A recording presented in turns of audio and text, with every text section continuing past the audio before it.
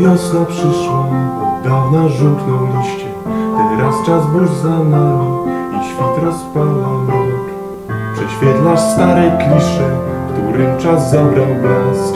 Jutra im dajesz barwę, więc przyszłość zdradza nas.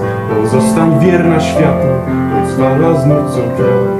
Znów nowe narodziny, kolejny życia krok. Za minionym rokiem kolejne lata kroczą, czysto zielonych oczu, niezmiernie piękna pole. I moja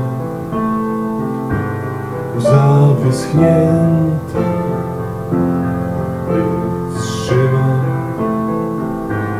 cię w ramionach oraz łez mokrych potu.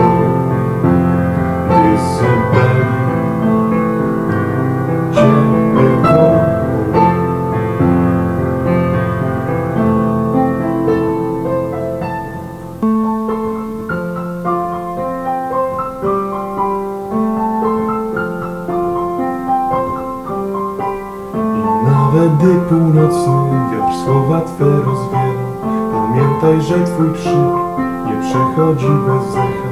Jak strzał do niewinnego, gdy niesie białą flagę, rozdziera na koszulę, gdy myśli dawno na nie. Jak długie kręte drogi, ile ich się przebyło, nasze się znów krzyżują. Odpowiedzią jest miłość.